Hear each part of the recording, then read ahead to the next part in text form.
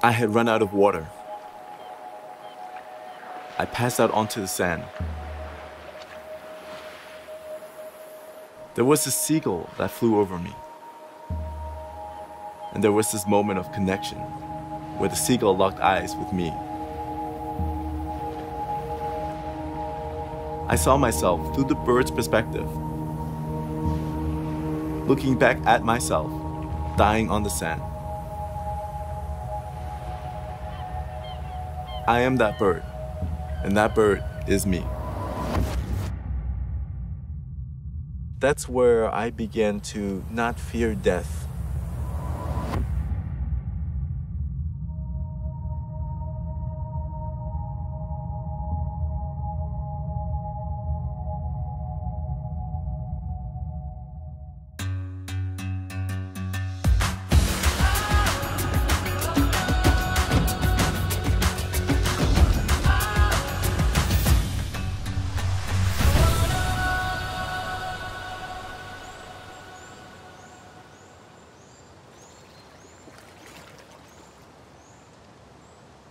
I find that in a lot of indigenous communities and tribes, they tend to move with flow.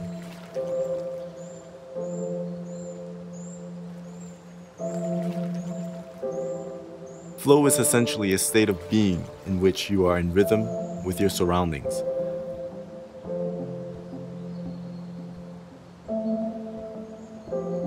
But also within rhythm of your own self.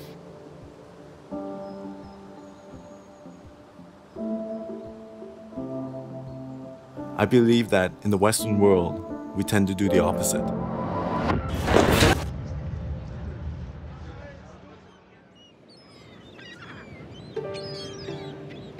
I was born in the Turks and Caicos Islands, but I moved to Germany as a young kid. So I'm a product of two complete opposite cultures. Relaxation meets structure. I moved to Canada in my teens, and I was a complete stranger. I turned to track and field because it's something I really excelled in. And it also became my passion. I was competing at the top levels for my birth country. But when they couldn't fund the team anymore, everything I had worked so hard towards had completely vanished. I gave into the pressures of society. I started a business, became a trainer, but something was still missing. I was becoming very depressed, and I didn't understand why. I started walking in nature for 1 hour, 2 hours, 3 hours, just to clear my head. I thought to myself, while I'm working this great job and I have this beautiful place, why am I still upset? You know, what is it that I really love to do? There are people who are solo walking around the world, and I was really inspired by them. I essentially just quit everything. I decided, okay, I have to absolutely do this. I'm gonna walk the length of Africa.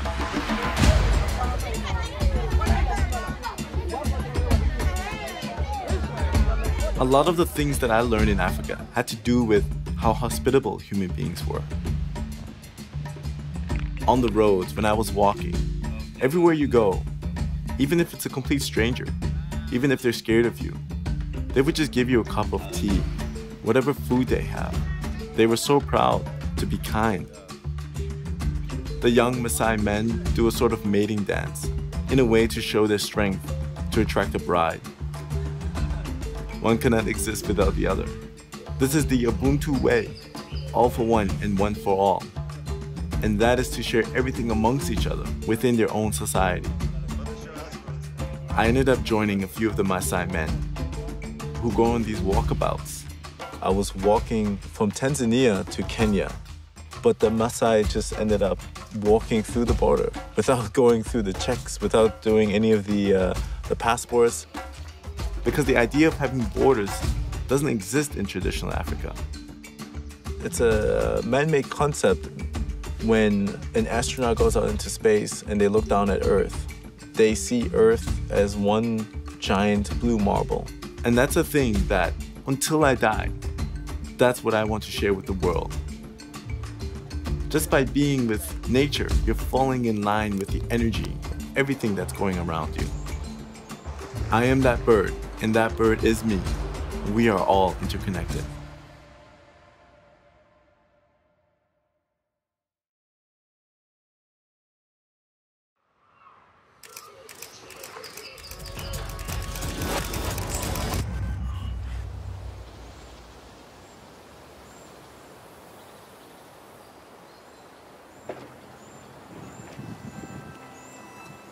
What I do is, I go to unique places that are hard to reach, with populations that don't necessarily have the voice to express themselves.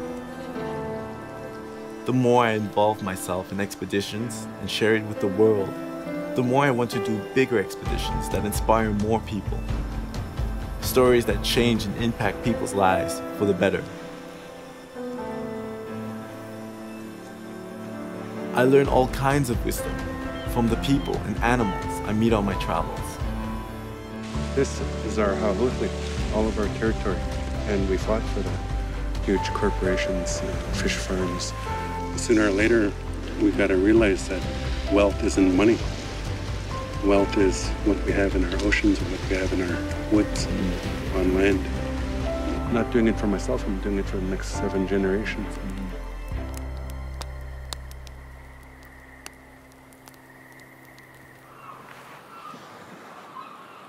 You don't need to dive into the water. You can start shallow and move your way up. Take small steps. Start with small programs. Start with small projects. Go on a trip that initially would have scared you. I feel at peace doing these things. I'm just more happy than I used to be. I'm more free than I used to be.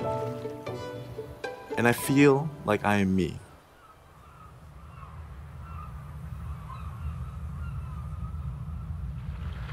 Now you might be asking, how did I survive the situation? I wanted to keep living, and I know that I could experience life in many different ways. I wanted to keep moving forward because I wanted to keep experiencing this way of life. No matter what happens, you are a part of whatever is around you and inside of you. Nothing is separate. Once you get to that state of understanding and being, then life is a beautiful ride.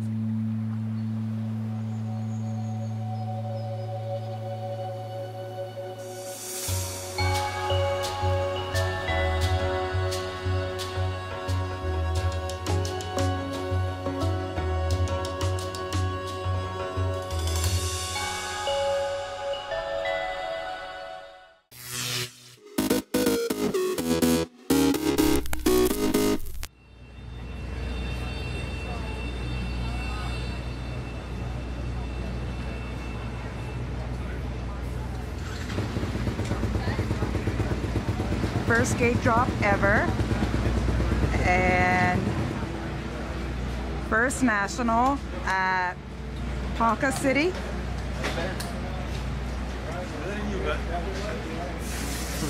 And today is his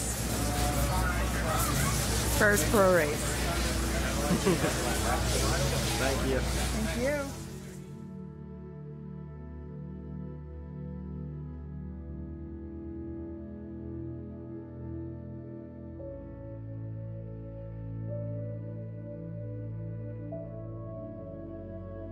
So yeah, Bayside, New York, there's not really, much around there besides houses and cars. My dad got me my first dirt bike when I was three or four, I think, and then yeah, kind of just took off from there. I honestly don't know why he bought me a dirt bike. I think him and his one of his best friends were like, "Hey, let's get him a PW, and see what happens." So yeah, I got a PW as my first dirt bike. I had training wheels on it for 2 years, and then I think on my 5th birthday, he took the training wheels off, and yeah, it started from there. Yeah, it was the tracks. I mean, we live in basically the city, so it's house on house on house. So yeah, we had a park actually that was like half a mile away, and like every time I get a new dirt bike or we had to like test jetting or something, I'd drive to the park and rip laps on that, just wide open. But yeah, the known dirt bike track was 10th Street in MX. It's in Long Island.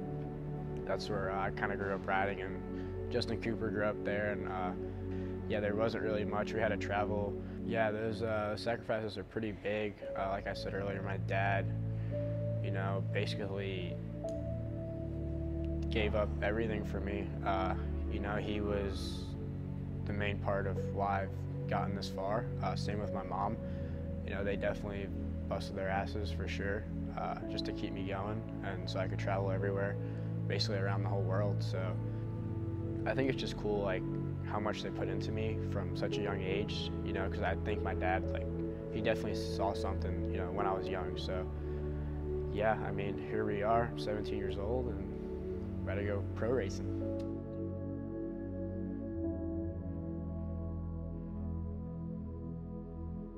I never really thought when I was that young that I would be able to do it, but, and honestly, all the way up until I was like 16 or 17, I really didn't think.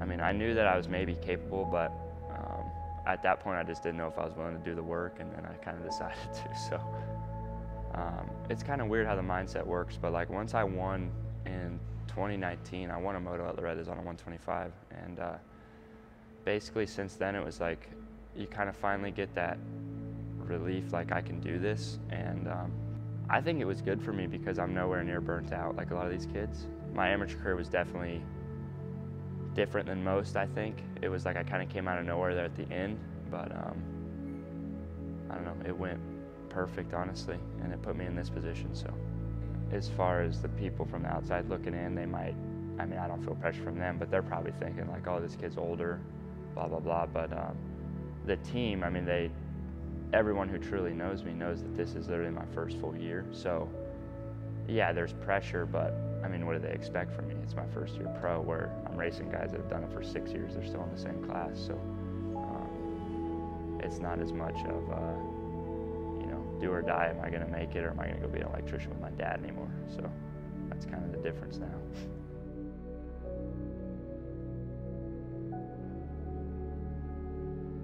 So my parents kind of rode trails always, and then my older brother raced, but he just raced locally, and then I was kind of the first one in the family to take it to the next level and kind of do all the bigger races and stuff. Honestly, my amateur career on main bikes was awesome, and then with injuries and stuff the last few years, it hasn't been too great. Broken collarbone a few times, tore my labrum, shoulder, slap tear, rotator cuff. Broke my back, my ankle, neck, thumb, elbow, pretty much anything in the arm, and then yeah, the neck and the back were the two big ones, but a little bit everywhere. Why do you do this? Just love of the sport. You know, it's all I've ever done. It's all I know, and after you get hurt, the first day back on the bike's the best day ever because you just missed it that whole time, and just love of the sport, yeah.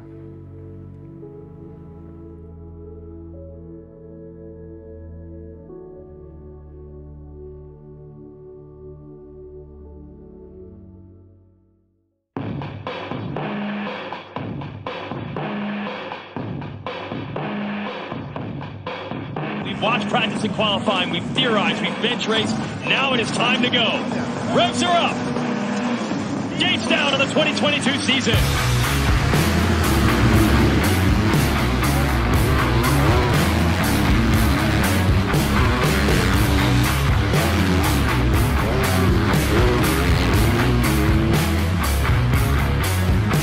And Shimoda and Kitchen have been battling the entire way. This has been pretty fun to watch.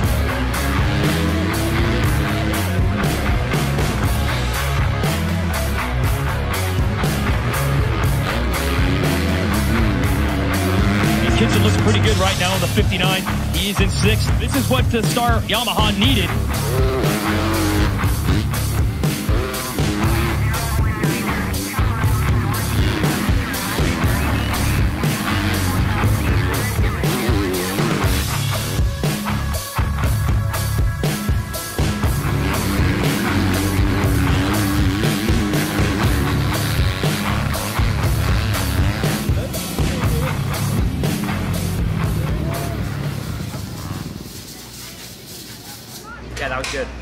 got a decent start, like maybe 12th, worked up to 7th maybe for a little, and then picked a few guys off. I really just followed Hampshire. He was moving. E5, best moto finish I've ever had. You have a look at straightening up that rut as you go up. Maybe don't do a practice stop, maybe get that rut straight as you go up. And this is a whole circle.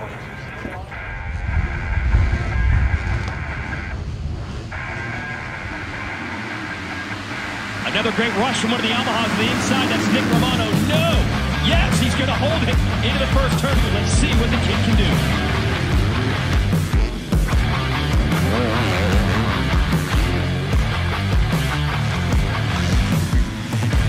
Absolutely sending it here early in Moto2.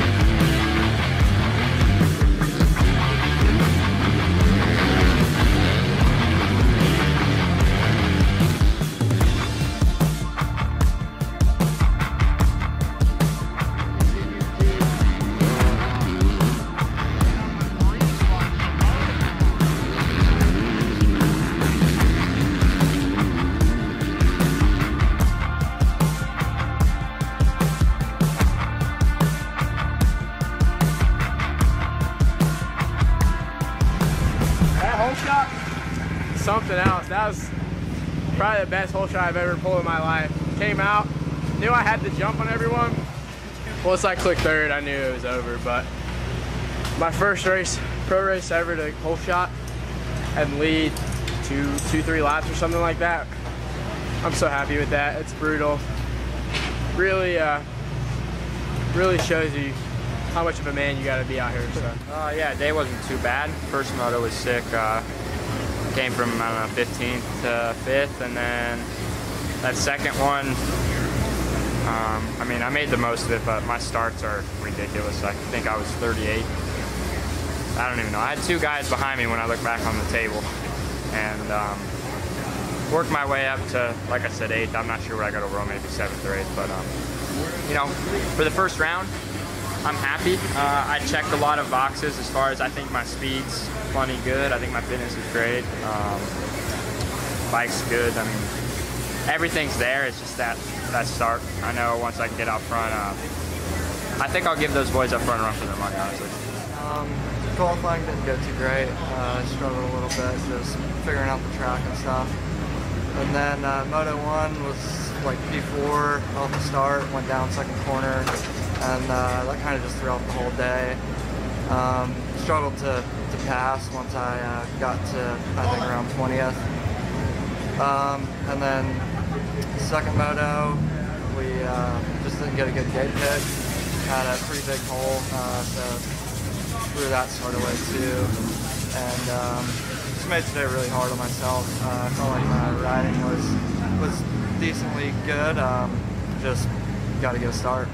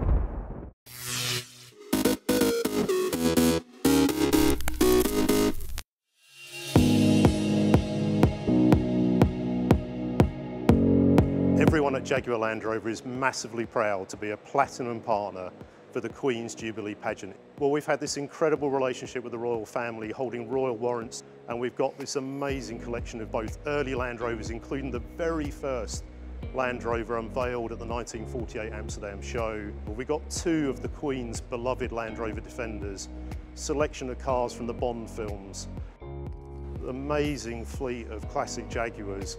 We're delighted to announce that we're gifting a brand new Defender 130 to Her Majesty the Queen to commemorate her 70 years of tireless service to the British people.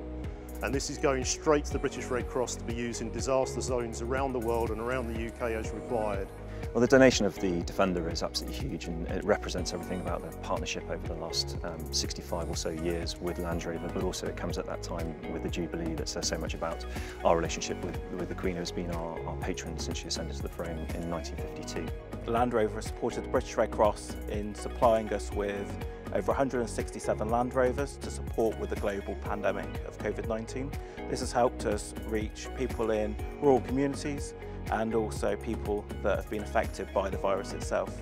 Well, everyone at Jaguar Land Rover is just so proud to be associated with such a historic event with over 5,000 artists and performers. And we've got this incredible fleet of cars, and if you look really closely, you might see some really familiar faces behind the wheel.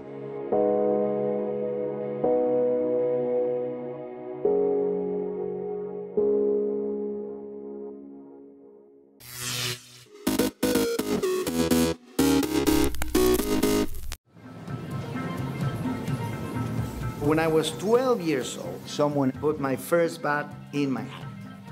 That sealed my fate.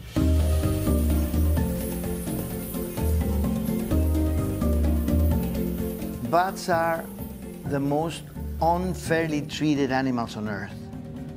Fear, not knowing what treasure they have in their local cave, drives people to dynamite it, to gas them, to all kinds of things. But bats provide us with many ecosystem services. Agricultural pest control. Esta es una larva de gusano cogollero. Each million bats destroy 10 tons of insects every night. If we lose those bats, we would lose the crops in a few months. They're also promoting the regeneration of the forest by dispersing the seeds over vast, vast areas. And they pollinate a lot of ecologically or economically important species of plants, like the agaves, that are the source for tequila, which represents for Mexico about $3 billion a year. I won the Rolex Award in 2008 for our program for conservation of bats through environmental education, research, and conservation action. We started mapping the most important colonies. And in the process of monitoring, we're also educating the local communities, and they become bat defenders. We are solving problems of conservation by building bridges across different professions. For example, the lesser long-nosed bat, or tequila bat, was the first species that we focused on. Joining forces with the tequila and mezcal industry, we created bat-friendly tequila. We were able to remove this bat from the endangered species list. This is a beautiful success story in conservation.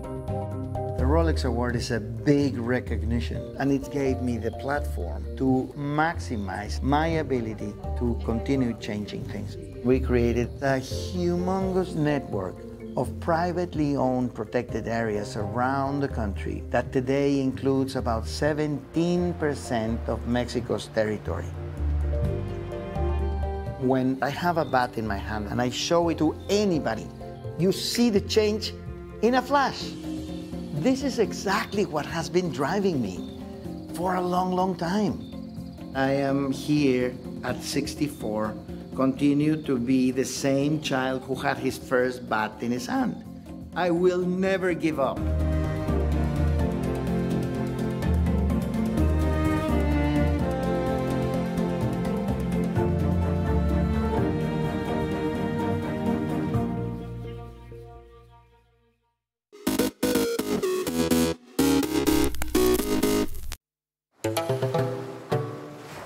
I felt at home right away in Cape Town.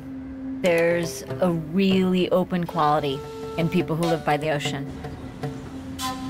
The people here have a real sense of fun, of relaxation, lightness of touch. Everywhere you look, there's real style and originality, and I think it's hard not to get caught up in it. It's got amazing food, incredible aromas and color, all the things that make life rich. But I keep getting drawn back to the mountain. It's a unique and incredible thing to have a mountain like that right in the center of a city. I mean, up there you can really feel the vibrancy of this city and its people. I find it so inspiring.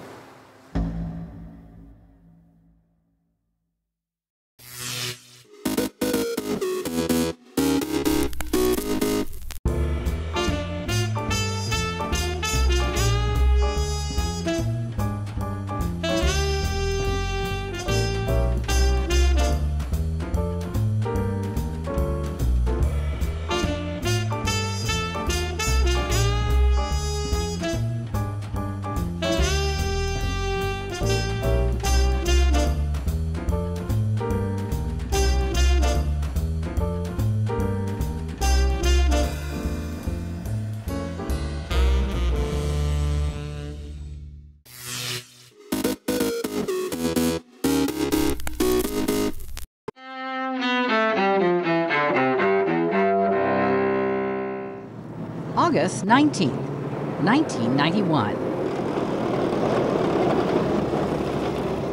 In the Soviet Union, communist hardliners announced that Mikhail Gorbachev has been removed from power. But the coup against Gorbachev during his vacation collapses days later. The Soviet Union dissolves by the end of the year. 1934. Der kostbarste Besitz auf dieser Welt aber ist das eigene Volk.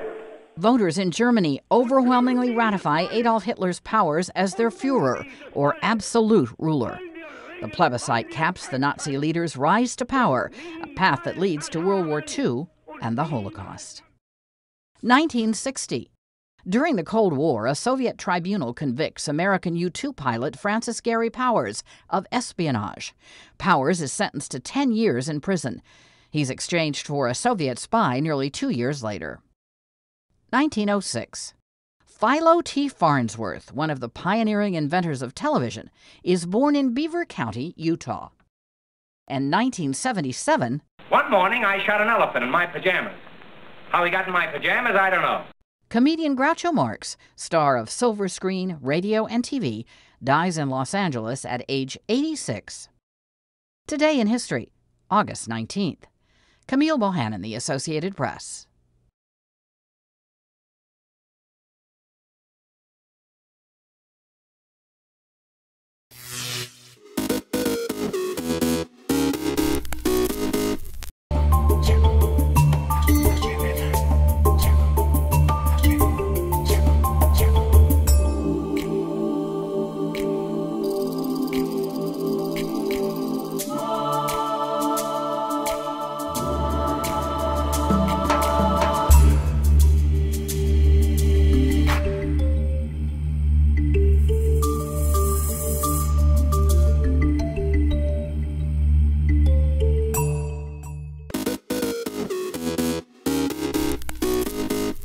Welcome back in our studio, and in today's news,